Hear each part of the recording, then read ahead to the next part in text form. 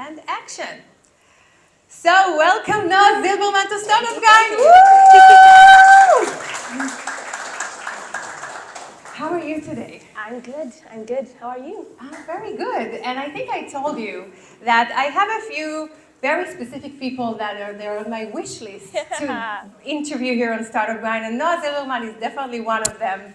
And you're going to learn more about her and understand exactly why I wanted this honor. So thank you for the honor as well, for me and for the audience. Thank you so much for having me. We're going to learn so much about not only your journey, but what I like to say also, I would try to get into your maybe operating system, see how you think, how you act, what decisions you make and how you made them. So we're going to have a very exciting interview, and then you guys can even ask some questions. So before that, maybe if you want to give a short brief about your experience, just to make sure everyone here is aligned with what you bring to us today. Yeah, sure. So my background is in mathematics and computer science. I was originally an A200 engineer, or like a network researcher. I then went on to study mathematics and computer science at Tel Aviv University, which I loved, by the way. Any mathematics students here? Yay! You can raise your hand higher, guys. And then I went on for like a very short period that I worked for Google.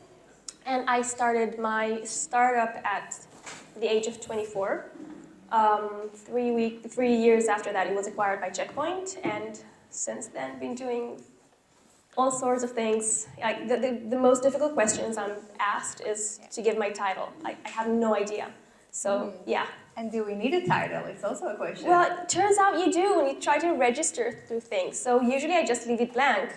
So now you know if you have like an event and someone leaves their title blank, it's either like they didn't do anything, they don't have a lot to show for, or they can't decide. So that's pretty much the point where I'm at now. Because when I also saw your Instagram and even here, so cybersecurity, entrepreneur, angel investor, creator, I mean, there are a lot of hats, which I think it's okay. It's like, it's you. All the gam v'gam, to be more than one thing. But my question is, when we look at your bio, as you just mentioned it, so you A200 and Google and startup and then exit, and now you're a creator. It looks like a very clear and linear path. I mean, you grew and then you kind of designed yourself based on what happened, as it seems. But from the inside, at what point did the road feel anything but clear to you? So I think that one of the reasons that I started creating content, it originally started in in lectures, students programs and young entrepreneurs trying to figure out their way in the world. And I figured that for me, when I started, I had all the right checkboxes marked, like you're saying, A200 and the right degree and Google. So, and still for me, this was the most difficult leap of faith. I thought that no one is going to believe in me. So, yeah, it obviously wasn't clear. I tried to figure out what I want to do in life when my then boyfriend, now husband, and his best friend literally started a startup in my living room. So it wasn't that, it was fate or luck or, you name it, but I didn't join them at first. I just, sat around, helped a bit, and then at some point they kind of, did an intervention saying, Noah, if you're not officially joining us, we're quitting. So that was sweet, and I decided to go for it. And again, it wasn't an easy decision. It's amazing. So you were so essential for them, and they realized that, hey, we need you. If not, and thank God that they came and caught you. And before I'll ask the next question, can you raise your hands if you are entrepreneurs, if you have a startup, just to know? Okay. Raise your hand or keep it up if you have ever raised money from an investor or tried to raise money from an investor, went into an investor's office. Okay. And raise your hand if the investor didn't know you. Okay. So usually that's the case. And I want to go back to those early days at Odo. Odo, yeah? That's how you say it. Odo. We were actually sued by Odo. So that's sensitive topic. Oh, okay, so we'll pass. So in the early days of your startup, you have entered a lot of investors, I guess, and you were, you tried to raise money. And in some of, and even you've spoken openly about that fact that you had this inner voice that's saying, who do you think you are going into investors? I can say that you were kind of a no-name for them. Nobody knew you. You had to show them who you are and why they should listen to you. And my question is more from your perspective. So how did you move forward with as a no-name founder, needed to build trust with them? So from your perspective, what did you do to build trust with them? So I'm saying that a lot also, actually whenever I can. There is a very specific playbook to starting a startup, and if you're entrepreneurs and you don't know that playbook, you should probably go back to the drawing board and learn. Okay, so if you ask me, and when approaching investors, you can build trust in a few ways. So obviously, if you have like you're saying, like a self-brand or whatever, that's amazing. If they've heard of you before, if they're approaching you, amazing. But most of the odds, if you're young entrepreneurs, that's not the case. So you still have 3 ways, I guess. The first one is displaying knowledge. So if you're deeply knowledgeable in that area that you're building your startup in, it's called founder market fit, and that's really important. But at the end of the day, the investor might not be as knowledgeable. So yeah, it's just a matter of confidence. And then the second is your background. So if you have a very impressive background, coming from the right places, and I'm guessing you're thinking right places being A200 or whatever, but this is true if you start a cybersecurity company, but if you're doing consumer brands, then that's probably not the case. So right background should match whatever it is you're building. And then the third thing, which is probably the most important, is your network. The best thing you can do when approaching investors is having as many mutual connections as possible. So if you're able to have someone, or again, as many people vouching for you before the meeting, that's the best thing. So for us, when we went on the first investor meeting, when we got into their offices, one of their entrepreneurs in residence knew us from before. So that was amazing. The investors come with you, takes you from the entrance to his office, and during that a very short walk, you say hello to someone that he obviously trusts and thinks highly of. So at the end of the day, everything, especially in business, is just people being people. So that's what I'm always saying. Network, network, network. If you have the right people vouching for you, that's the best trust you can build. I agree with you. And I also like what you said about state the relevant experience and not all the experience, because I think this is also a very common issue. We're proud of what we did, but sometimes it's not relevant to what the investor wants to hear. True. Or what will... At the end of the day, it's all about the story that you tell. Yeah. Look at your resume and find the way to bend it in a way that matches the story that you want to tell. So, yeah. And if you look back now to some of those investors' meetings, what do you think they thought of you back then when you were at the beginning? Because we have a lot of founders here that are at some stages of beginner stages. So I think, one of the things that I think that I did, which was good, is being very, very confident. I think that at the end of the day, as a founder, you need to be able to, reach decisions and, make convictions. And displaying that confidence is just again, everything. People tend to think of, investors or customers or, any person in the world as this complex Pandora box. But at the end of the day, we're all people and we all operate on the same way. So yeah, if you display confidence, then the person in front of you usually thinks, oh, they know what they're talking about, even if you don't. So fake it till you make it, 100%. So fake it till you make it. Fake it till you make it. But one of the things that I think we didn't do well is we didn't plan our round well. I can say now, we were pretty much like pulled into fundraising. It went well. So like we closed the first VC. It was kind of like a Cinderella story. There is not a lot to learn from it, but retroactively, we shouldn't have done that. We shouldn't have taken like the first investor meeting that like whenever they offered to connect us. And today, working with a lot of founders with your, again, experience and also brand, is there something that looking back today that you say, oh my God, I should have done different, or I really want founders to know from your experience? Yeah, so I think, again, like planning the round is probably that. There are a lot of different approaches. You should decide and choose the one that fits you the most. But the ecosystem works in a very, very specific way. Investors they talk all the time.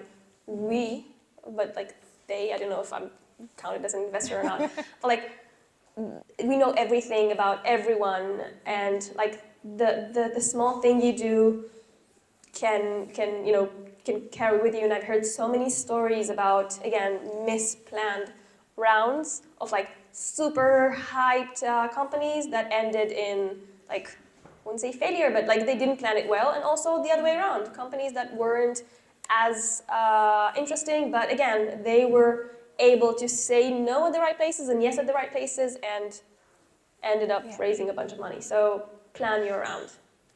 And you were talking about the investors speaking with one another, which could sound a bit like gossip, but eventually this is an interesting information, because if we know what they're talking, maybe is there a way for us, for them, to be on the right side of the discussions behind their back? Do you have any ideas about that as an investor today? So, again, like saying no is great. It's amazing how well it works. Like saying no to investors, it just makes them want it more, like FOMO. So this is, again, the type of things that, okay, I'll give you an example. For us, we met with like the VC that ended up leading our seed round. We went to them hoping to raise $3 million. At that time, it was like a lot. And they said that they don't believe in big rounds, and they offered to give us $1 million. And we took it back. We said we'll think about it. But then a few hours later, we sent them an email saying, look, we really appreciate it, but $1 million would never get us to the milestones we need in order to raise our next round. And again, this is the type of, it was true, but it was also us doubling down on whatever it was that we said originally, because you don't want to be flaky. You don't want to say one thing and then take whatever they're offering you. So we said no, and it was like a top tier Israeli fund. It was difficult. And we ended up raising from that same fund $5 million. The fund that doesn't believe in big rounds and didn't want us to raise 3. So it just means that, like, I wouldn't say no one really knows what they're talking about, but there are so many factors, so many things that are part of that decision. So don't take anything too seriously, but like double down on whatever it is that you're saying. So let's talk about decision making, because when you just shared this story, I was thinking, what did you feel when you were about to press enter and send them, no, I'm not going to take the $1 million, and it's $1 million. It could have been your first $1 million. So taking decision making, it's such an important thing that you have to do every day on a smaller basis, and of course, bigger decisions. A while ago, we had Nan Cohen sitting here on this chair, and he said how he said no to 10 million, which eventually made him bring and have his unicorn. So can you share a bit more about the decision-making process? Whether was it to accept the exit, and maybe other decisions, even now for you as a creator? How do you take decisions? What were some pivotal moments for you? So it really helps to have co-founders. So you're not alone in the decision-making process. And I know it's like a lot to ask, but try to get co-founders that you think so highly of that their opinion kind of like matches your opinion in your head. So that if they think something different from you, then you're like, oh wait, I have 2 different options. It's like, it's as high up there. So for us being 3 co-founders, it was really easy. Whenever we had, some sort of discussion and we couldn't agree, like between like the 2 of us, once the 3rd one came in and had their opinion, it was just like obvious, okay, no brainer. I appreciate them so much. The exit wasn't, it was a very tough decision originally. So we got the offer, the acquisition offer for $30 million from Checkpoint. And Gilad, my husband's best friend, who is also my best friend. The co-founder. The third co-founder. co-founder. And me immediately said no. I mean, we're not aiming for a small acquisition. I mean, we want to build a bigger company. We want to, do big things. And then, or my husband asked, okay, sure, why? And it was very quick that we realized that it was in order to make a point, in order to prove to anyone that didn't believe in us that we're able to build like a multi-billion-dollar company or whatever, at least sell for like hundreds of millions. And it kind of, dawned on us that we're going to say no to a life-changing thing because of what other people are going to say, and what other people, a very, very, very small part of the ecosystem. So yeah, it was like an hour of like conversation, and yeah, we were both convinced. But it's just funny how you would always think what others think of you, and if you sell for like $1 billion, you can sell for like 8 or 32. Endless. It's endless. It really, really is endless. And also to your point, you were asking about like my journey and was it clear? It's not clear till this day, and it's the same with any other exited founder. So you would think that, I guess that, for most of us, we thought that at this age we would know what we want to be when we grow up. And I'm guessing that, you're sitting here looking at me, although if you follow me on Instagram, you know that I have no idea. But like, if you don't, then you would think, oh, she has it figured out. I don't. I really, really, really don't. So at any given moment, you have this like path that you need to decide if you're going right or left or a million other ways. And one of many of the things that I love about you is exactly what you just said now. You're authentic. You're not trying to make things too beautiful. Even for this event, when you posted this event, you posted, hey, this is free event because I asked, but if you're not coming, then just don't sign up to take someone else's place. This is the smallest thing, but it's so considerate. It's so full of value. And I think for me that you bring so much, in my point of view, you bring so much value. And you even put things in place and you talk about things that people don't talk about. For example, what founders that have made big exit, what are they doing with their money? Or you talk openly about your lifestyle or some maybe darker sides of the ecosystem. So are you uncomfortable, or what made you talk about this? Because I'm sure people, as you say, people talk and people maybe tell you, hey, well, you should have said that more or less. Yeah. What are the responses you get and how do you deal with it? It's a good question. So,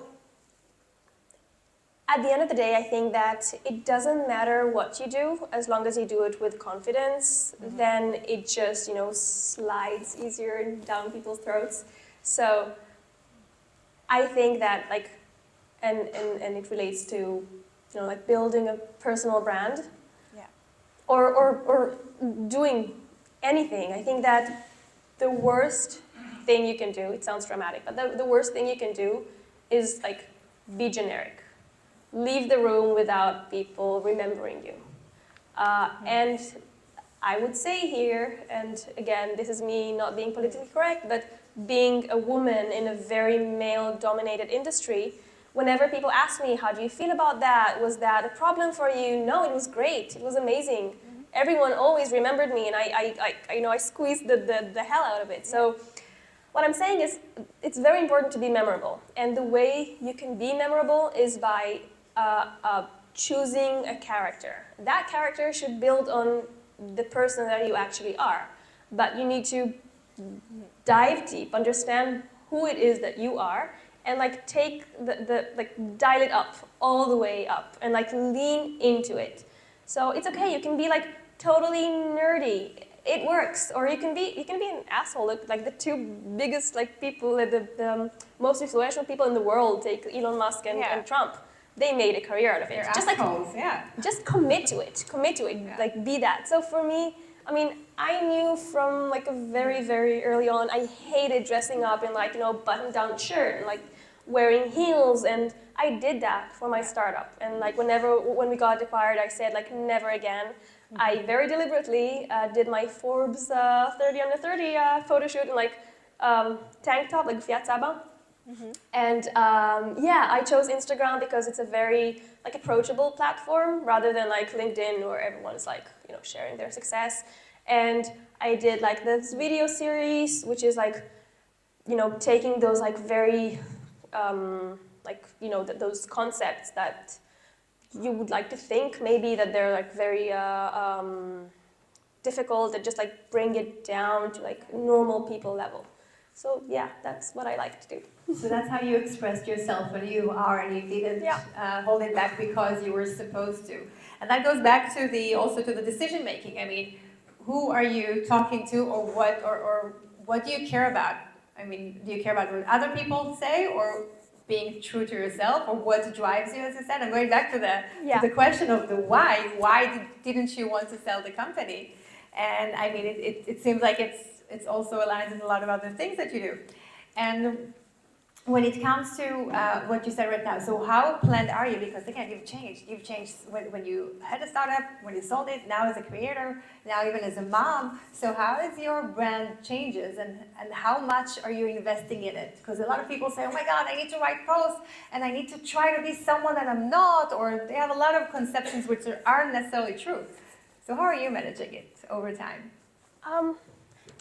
Yeah, so like going back to that point about like understanding who you are and like what your brand is, it's kind of, I mean, everything is so much easier from that point. So, I mean, it kind of like writes itself. So what platform am I going to be active in? Again, if you're like uber nerdy and you're playing the Genius game, don't be on social. Go write a blog and make it look, like, I don't know, 90s, whatever. And if you're like a troll, then go to Twitter.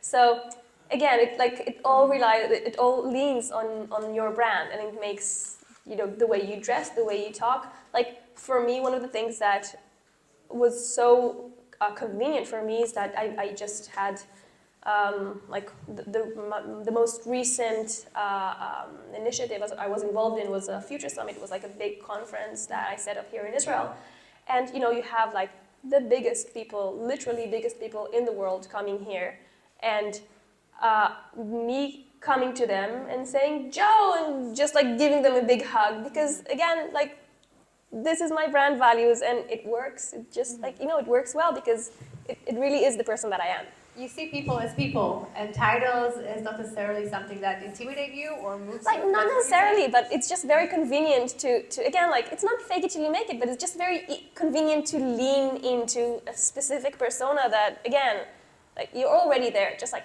lean into it. It's a part of you. Yeah. You just express it more. You allow yourself to express it. I mean, if I didn't do the whole, like, branding thing, I would probably not approach the Deloitte CEO and give them a hug. Yeah. That would probably not happen. But like now, I see that it works, so why not? So essentially, if I'm taking what you're saying, this is kind of your operating system. You understand what your brand is, what your values, what you want to express, what platforms, and then it really helps you to say, okay, this is a situation, what should I do? Should I walk away, or should I hug him, for example? Yeah, it just happens like very organically. I don't kind of like pause to think about it. But yeah, I mean, I think you should do the same process for your company, for yourself, which is like this should be like your company and you. So yeah. So let's talk about company brand and the founder's brand, because especially at the beginning, this is the same. So what would you recommend to them when it comes to founder-led branding, or how to grow your company through being who you are? So I have a lot to say about this.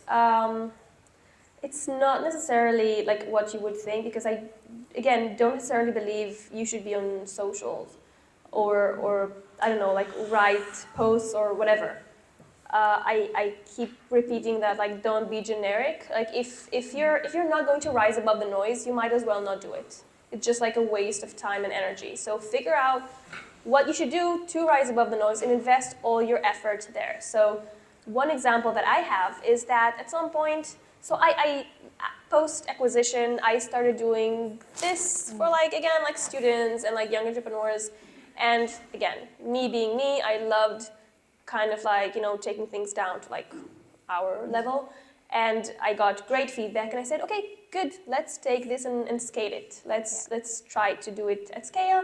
And the first thing that I thought about, obviously, was, okay, I'll start a podcast.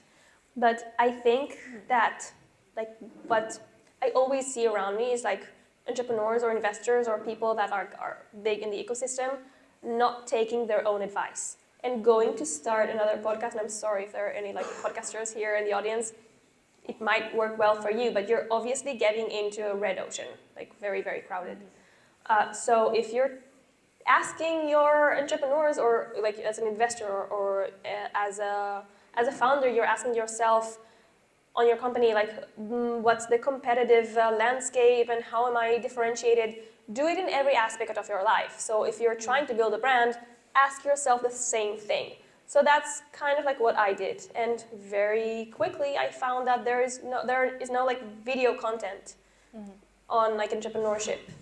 So I said, great, blue ocean, I'll take it. So that was like ideation and like the idea part of like, again, I'm taking like this startup playbook and applying it to other things in life. So great, that was the idea part. Second part is team members, right, co-founders. So I went to the organization that I love, Icon, which is like the best startup program in Israel, but also in the world, I think. Yasmin Lukac's organization. Right. Yeah. And I pitched it to them, they were sold, and they said they want in, they co-produced it with me. The third thing is funding. So we tried to find like someone to fund it, and it was very, like, it happened very quickly. We went to Google, they loved the concept, and funded it. So like literally doing, and then you have obviously the execution, but literally doing it as like applying the concept of startup. And one last thing that I would say about this specifically is that I also think that when you want to grow on social, people or every like social media expert will tell you you need to stop overthinking this and just, you know, right, like open a camera and start talking to the camera, even if you have like not a lot of traction, just go with it. But it doesn't really work when you have like reputation to lose. I mean, it can be cringe, it can be weird, and I really wanted to avoid that. So for me, having those videos that are produced, are co-branded with like Icon and Google, and I had a lot of my friends, other like really, really successful entrepreneurs and investors participating in it, that was for me kind of the way to go around it. So I wouldn't say don't be cringe, but like have that in mind because again, you have a reputation to lose. So yeah. So, and how can we watch? Is it still online, I guess? Yeah, right? It's on YouTube. What's the name of the series? It's called The Next Exit. The Next Exit. It was a few years ago. I remember it was really good. Yeah. And as you said, you brought a lot of founders. It was in Google. And another thing that I'm taking from what you said is the association bias. Basically, you said, okay, this is my brand. If I'll just open a camera, I might be okay. But if I'll join Google and some big names, then everyone's brand will associate with everyone's brand, and then it will be seen much stronger than one person alone. Exactly. And this is a good tip. Yeah, and one last thing I would say is that be patient. So like opening a camera and posting it, it would have taken me a day, and that process took me a year. Wow. But to find it, to tie it from together. The moment to I thought about this till the moment that the Wow. first video was released. But it was worth it. And same thing happened to me with the conference. So when I got like the offer to lead that conference, it was, sorry, I'm jumping ahead of her. Like, No, that's okay. okay, so like recently I got approached by a few of like the biggest tech investors in the world wanting to set up a tech conference here in Israel. And it was completely under the radar, off record. And like the original idea was to bring thousands of people to Tel Aviv port.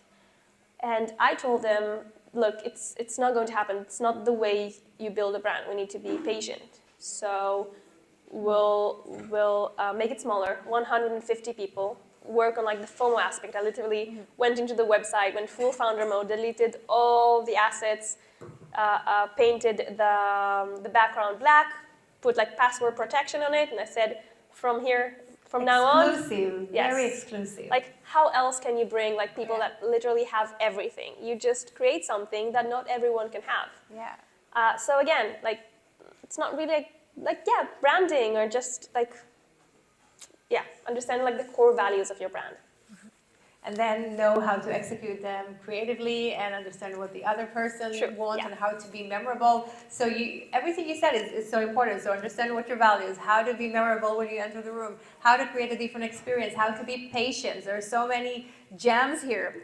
And you also mentioned about network, and obviously when I again look at you and people follow you, then every day you have lunch with so many different people that some of them I know through you, but everyone is so interesting and fascinating. So how did you, first of all, build this network, and more so, what would you recommend the audience here that maybe doesn't know so many influential people that they want to know in the industry? So look, we didn't know anyone. You would think that, again, like the right background. We went to a friend's wedding, and we knew, again, we did our research. We knew that one of his friends have a startup, so we made sure we sat next to him on the wedding, and it's all planned. Yeah, no, for sure. Like, that's... Oh my God, you're here, I didn't know. I know, exactly. Like, he didn't even know us. It's not even you're here. Like, oh, what do you do? Oh, wow. Yeah. But like, that's the skill set you need as a founder. And I mean, literally going over, it was then Facebook, our Facebook friends, checking what each of them does now in order to maybe find a way for that to be helpful. We built our network from scratch. We literally knew, like, we didn't know anyone. But I think that prioritizing that and understanding how important that is crucial. Like, some of the best founders I know, I mean, they can be deeply technological and very, very good executors, but at the end of the day, they have to be amazing networkers, like at least the CEOs.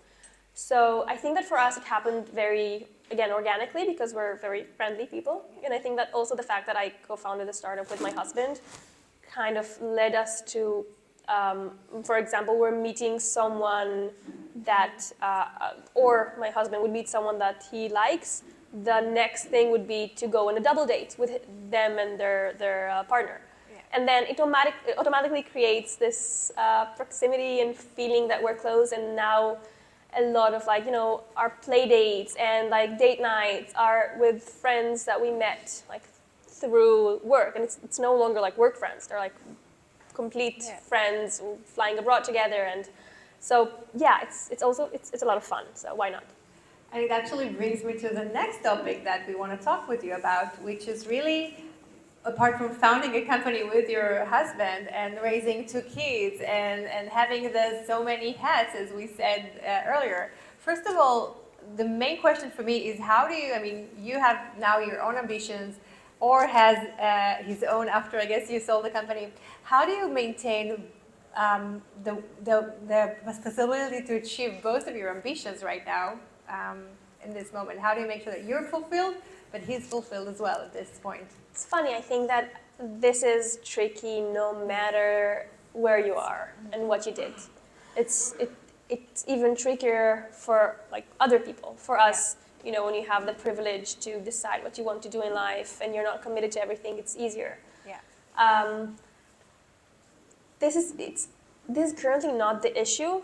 The main issue is figuring out what we want to do, and like the way that I often tell it is that when I was younger, I used to play Sims. Like so many of us, I used to spend hours building my little character, and she had this little house, and she went to work, and she would come back, and she'd earn a bunch of money, and I would buy her an oven, and I loved it. I spent hours on that game. And then, the internet progressed, and we had the cheat code, Motherload, which was amazing. So then she could have all the money that she could dream of. I could have all the money I could dream of for my character, and I built a big house, and she went to parties. And a week after that, I stopped playing the game because it's no longer interesting. So obviously, I'm not at that point, but still, like, you're raised to believe that there is a certain way to life, a certain purpose, and I'm not complaining, but it's complicated. So like when someone comes and takes the purpose, then I mean you would not go back to work for a corporate. You want the flexibility. You want the, like there's, but how do you find a purpose? How do you find like what you want to do in life? So that's the tricky part. Yeah. So I wish we were at the point where both of us know what we want to do, and that clashes there. It's like second degree problems. We're currently at like, what the hell do we want to do with our lives? You say basically there were a lot of blessings, and now okay, so what's next? And what's next is not going back, obviously. It's just moving forward. And I don't know like a single founder that like, maybe there are a few that like for sure like 100% starting a new startup. They say that after exit, you either create another startup, or you either start investing, or you either consult. But companies. this is literally because you don't have any other choice. What else would you do? Like the exited founders are not the type to go, go run off to like a beach in Thailand and live there for the rest of their lives. Yeah, we're not programmed that way. Exactly, it's not the program. Yeah. And maybe another question for anyone here, family people as well. How, because obviously you're so busy and you're always out there, and whichever here follows her, you can see that. What are your boundaries? What are your non-negotiable things to make sure that you manage family life, work and business life? Oh, it's funny because my non-negotiable boundaries, I'm guessing that people expect me to say be home at 4, but my non-negotiable boundaries is making sure that I'm happy. Like I believe that's the most beautiful thing to say. So important. I believe that the most important thing I could do for my kids is to be as happy and fulfilled as possible. Now, saying that, I mean, I always say that, and I talk about that a lot, and or maybe not a lot, but I get a lot of backlashes for that. I actually spend, I'm sure that I spend like more time, like twice as much time with my kids as any other parent, but that's not the point. The point is, I believe that, again, like happy parent is a good parent. So, yeah. I have 2 more questions for you, short questions, and then we're moving to your questions, so get them ready. First one would be, what would you say is one inner quality or trait that helped you along your life career journey so far? What is one thing that is so solid that you can point and say, this is what helped me grow?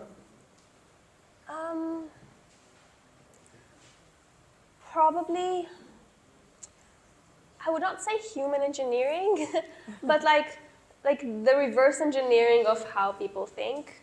Like being mindful of that, understanding that situation and how to react according to what would benefit me most in that situation.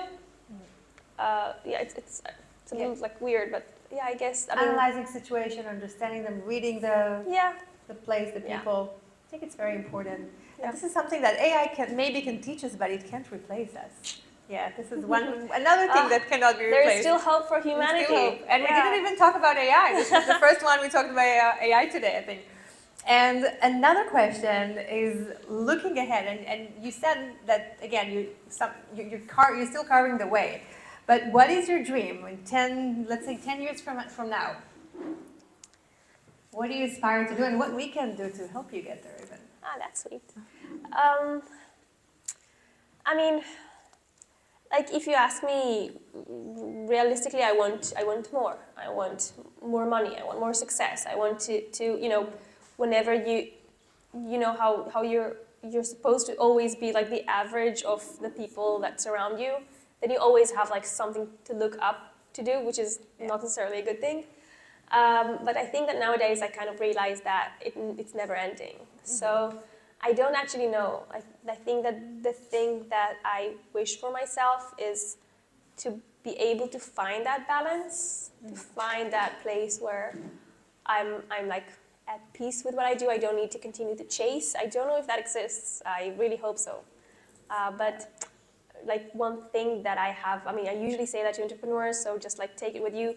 Obviously, like the post-exit place is great. I'm not saying otherwise, but usually what happens is that entrepreneurs go back to starting another startup because it's not that fun to retire at such an early age. You need, again, purpose and something to do in life. So whenever you're struggling with something and you're just like wishing for someone to take that off your hands, just think that probably you would end up in the same situation by choice. So you might as well just say, Exactly. Say thank you for what you're doing today because Exactly. probably, yeah, that's how you're wired, which is, it's kind of a great sentence to mark up this part of the interview. And now, guys, what are your questions to Noah? You can stand up and share them. Don't be shy. Yes. Yes. Wait, we'll give you the microphone. Thank you. My name is. My name is. Can I, do you hear me? No. Put it so everyone else will hear you. Okay. But the, oh, My name is Ori. okay, so my name is Ori. I graduated from MOAM and I right now work for a cybersecurity company. And I want to know if, do you think the fact that you worked for Google helped you to raise the money at the early stage? Probably. I think that I was so young and had so little on my resume that every line counted.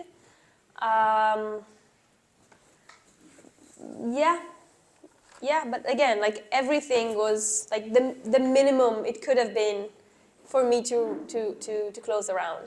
Same, like again, as a collective, as like co-founders. But I don't think that you can necessarily like learn something from that. It's not like you have to work at one of the big five to raise money. Like 100%, that's not the case. You would raise money easier working for a startup than one of the like the big tech. Why do you think so? Because you learn a lot. You're there, you see what's going on. It's a great experience. You see what not to do, what to do. And obviously, I mean, look at big startup. I mean, the first employees of like big startups are raising money like this. They're like very, very, very hot commodity. So it just means that they've seen the way. They understood exactly what to do, and now they can kind of like replicate it. Like our Miss CEO was one of the key employees at Adelom, and it's just like one out of gazillion examples that I can give you. So you're doing great. Keep on that job.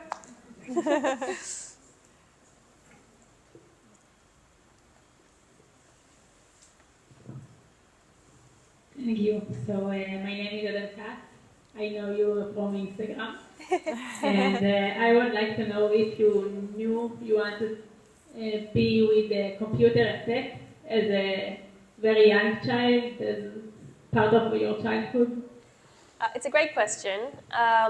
So I think that at a later, I loved mathematics since I was really, really young. So I knew that I'm going to study math. That was like 100%.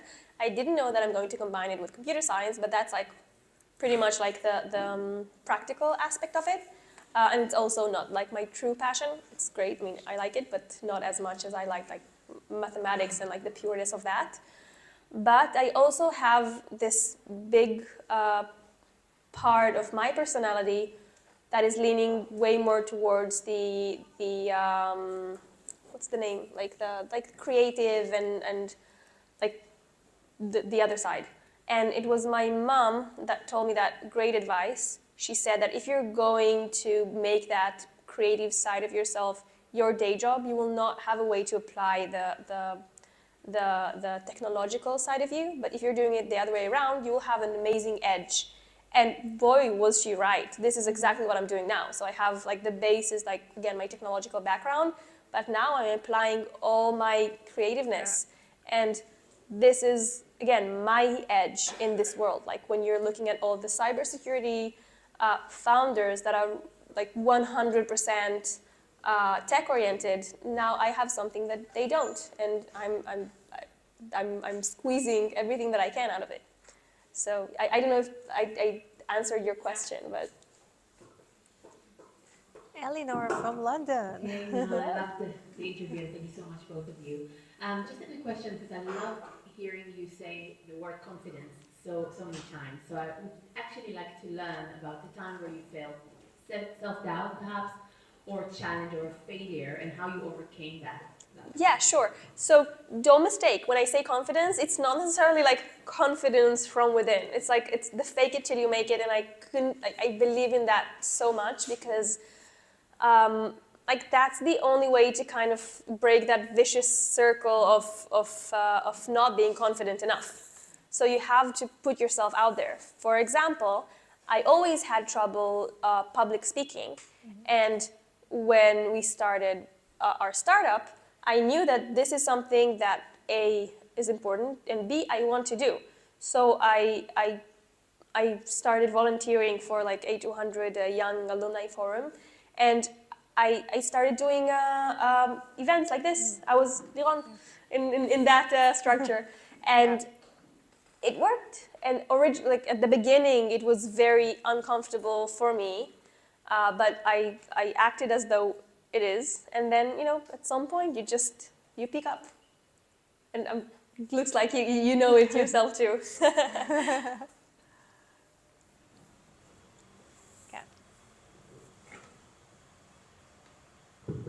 Hey, Noa. Hi. So first of all, I'm following you on Instagram, and it's amazing to see you in person. You talked about having a reputation to lose, to risk. And I personally feel that having this perfectionism trait in you is kind of a setback in this world of startups. So how do you recommend me personally or anyone dealing with that trait to cope with it, because it kind of slows you down? Yeah. What's your name? Adira. Adir, it's a great question, and I don't know if I have the answer for that. I think that it's probably one of the qualities that I like least about myself, and that have been like the biggest setback for me. Like being a perfectionist, just like taking on the work on myself because I know that I can do it better, or I know exactly how I want that to be done. And that caused for me so much frustration, so much like overwork. This is something that, like, as an investor, I try to either find founders that don't have that or are able to overcome that because I know what it caused me. So sorry that I don't have a better answer for you.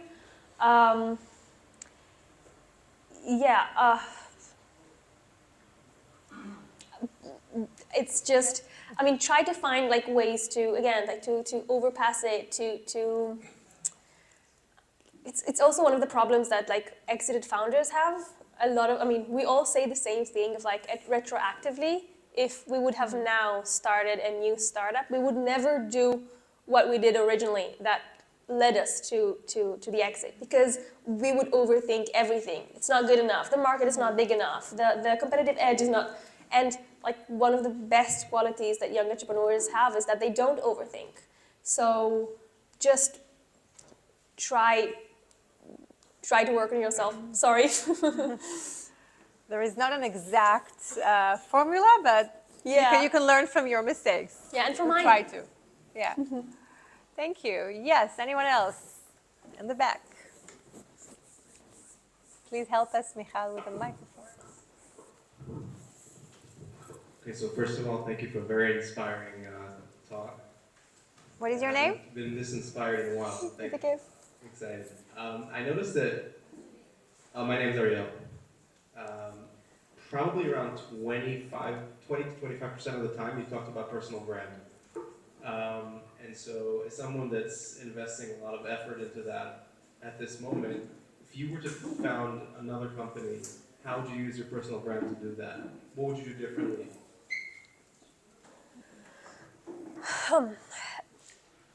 I would say again, not that you can know that in advance, but if you don't think that you're able to create a substantial personal brand, I wouldn't say don't even try, but like your efforts as a founder, they're like, you have so little time and so much to do, and the best thing is to focus your efforts on the little things that you know, or the specific things that you know that you can do amazingly.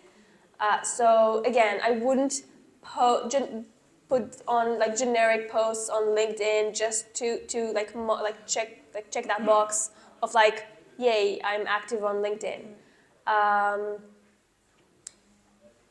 I think that, again, like creating content, and that's something that I tell my content creator friends, this is like a huge asset, and I think that I just now, I don't know if it would work, but like matched a super, super strong CTO with one of like the leading AI Israeli influencers, and that influencer doesn't know anything about starting a startup, but it doesn't matter because they have like something that's much stronger, and that's the ability to carry a message, and they have the reach and the audience. So I would try maybe to create a brand, not like find like a specific topic to be an expert in, and that topic obviously needs to be the same one that you start your company in, and try to focus on being like a leader in that specific vertical, like being very, very, very focused.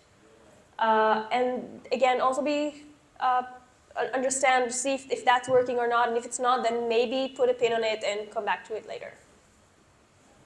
Okay, thanks. כן. מיכל, את יכולה להעביר מאחורה? תודה.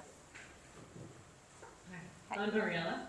I was just wondering, at what point, what stage was the product in when you started to consider the process in the fundraising, and what considerations do you take in terms of the product? Oh, in fundraising or in the exit?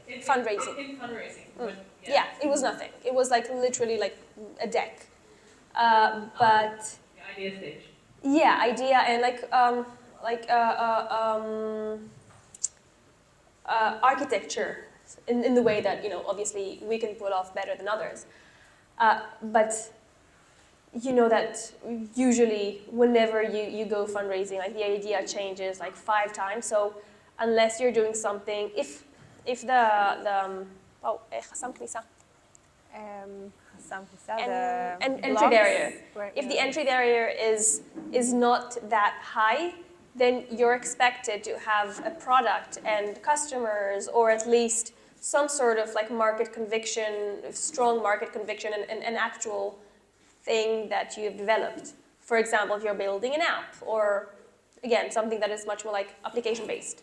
Since what we did literally took like 2 years to develop, and it was still not ready at that point, 2 years of like, a team of like 20, then obviously it wouldn't have worked, wouldn't have shown anything if we came with like code. We did like a small demo, no one really thought anything of. It was mainly the architecture that we built, and most importantly, committed customers, like beta sites that showed interest in deploying the product when it would be ready in 4 months. Yeah, 4 months. So let's take one last question. Do we have one last question? Yes. Can you come closer, please? Thank you. And yeah, it's funny what you said. 4 months. It's ready in 4 months. It was we 4 all know months that for like 2 years. it's 4 months. Yeah, but it Hey, no, I'm it helps. Hi. Hi. We talk on Instagram also, so nice to meet you.